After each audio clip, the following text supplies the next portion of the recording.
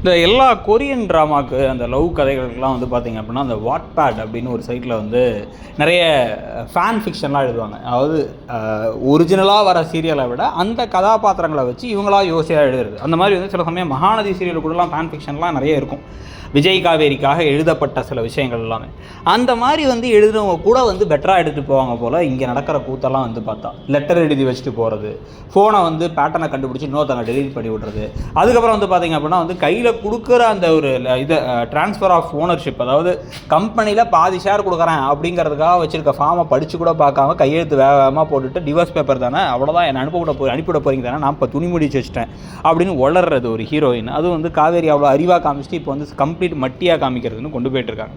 So இது எல்லாத்துக்கும் நடுவில் இந்த ராகினி இன்னமும் வந்து சொல்கிறதெல்லாம் நம்புறது அது இன்னும் கொடுறோம். ராகினி வாயில் வர எந்த வார்த்தையும் நம்பக்கூடாதுங்கிறது எல்லாத்துக்குமே தெரியும். ஆனால் வந்து காவேரிக்கு தெரியலையாமா. சொன்ன உடனே அவங்கள்ட்ட வந்து ஐயோ அப்படியான்னு சொல்லிட்டு யோசிக்கிறது, மனசு குழம்பி போயிருக்கிறதெல்லாம் தாண்டி நமக்கு வந்து ஒரு மாதிரி போர் அடிக்க ஆரம்பிக்குது. இதுக்கு பிறகாச்சு பார்க்குற நமக்கும் கொஞ்சம் மூளை இருக்குது அப்படிங்கிறத புரிஞ்சுக்கிட்டு கொஞ்சம் அறிவு போகிறமே ஏதாச்சும் பண்ணலாம், இல்லை ஓப்பனாகவே பேசிடலாம். என்ன முடிவு எடுத்திருக்கீங்க நீங்கள் அப்படின்னு வாயை திறந்து கேட்குற காவேரி தான் நமக்கு தெரிஞ்ச காவேரி. என்ன தான் உங்கள் மனசில் இருக்கீங்க, நான் எப்போ போகணும்னு சொல்லுங்கள், இல்லை நீங்கள் திருப்பி எது வெண்ணிலாவை கல்யாணம் பண்ணிக்க போகிறீங்கன்னா அதெல்லாம் கிடையவே கிடையாது. ஒரு வாயிலேருந்து சொல்லி ஒரு டக்குன்னு வந்து உனக்கு அன்றைக்கி கையெழுத்து போட்டதே கம்பெனியில் பாதி ஓனர்ஷிப்பு தாங்கிறத சொல்லணும். அதை விட்டுட்டு மைண்ட் வாய்ஸில் ஒரு கிக்கி பிக்கின்னு சிரிச்சுக்கிட்டு இருக்காரு.